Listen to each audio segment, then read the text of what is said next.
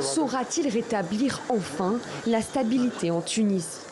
Hichem Michichi, nouveau Premier ministre tunisien, nommé 10 jours après la démission de son prédécesseur, Eliès Fakfar, incapable de maintenir la barre dans un contexte politique houleux.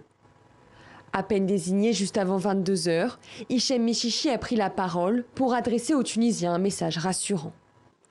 Cette confiance est une grande responsabilité et un grand défi à relever, surtout dans les circonstances que nous vivons actuellement.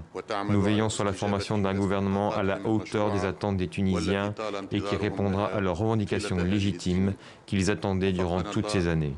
Car la tâche qui attend Hichem Michichi est immense, former une majorité au sein d'un parlement où règne le chaos.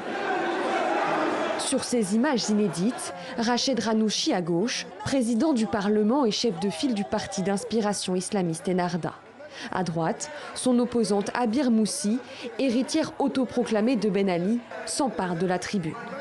Deux partis incapables de cohabiter au sein de l'Assemblée. Pourtant, c'est elle qui, d'ici septembre, votera pour valider ou non le gouvernement formé par Hichem Michichi. Il va devoir composer son équipe, il va ensuite devoir obtenir la confiance de l'Assemblée.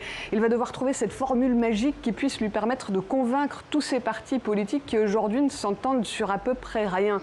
Un mois, c'est le temps qu'a Hichem Michichi pour former son gouvernement. Le temps pour l'Assemblée de retrouver, si possible, sa sérénité. Un calendrier qui s'annonce serré. Si le nouveau gouvernement n'obtient pas la confiance de l'Assemblée, alors il faudra dissoudre le Parlement. La Tunisie devra donc organiser de nouvelles élections législatives en 90 jours, avant la fin de l'année 2020.